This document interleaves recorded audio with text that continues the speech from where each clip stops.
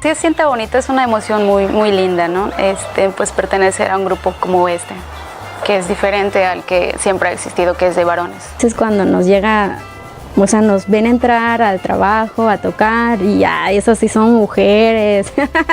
O sea, lo dicen muy contentos, les llama mucho la atención que cómo nos ven vestidas, cómo tocamos, cómo cantan.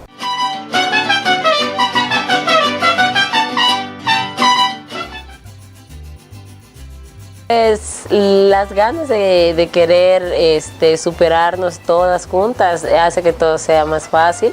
Dos de mis compañeras están en Uxupip, la tierra del mariachi, y entonces nos ponemos de acuerdo para citarnos un día para ensayar. Su hermosura me ha deslumbrado por sus encantos, ojitos que provocan el fuego de mi amor.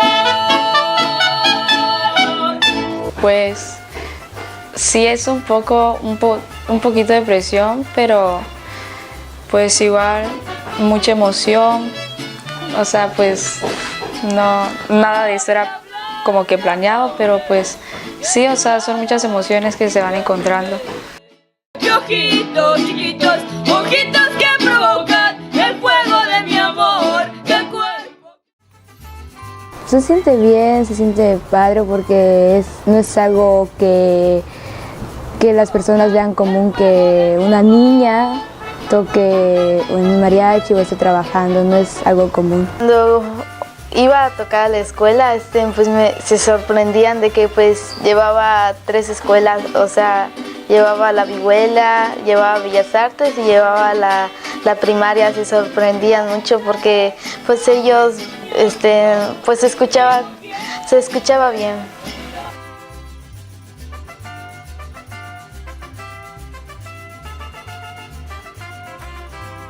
Pues porque a la gente le gusta cómo cantan, cómo se está tocando el mariachi, cómo suena cada instrumento. Pues nos alegra al ver que la gente nos apoya positivamente, al ver sus aplausos, al ver sus risas, al ver que hasta están bailando, están emocionados, están gritando a la gente. A ver si puedo agarrar a una paloma.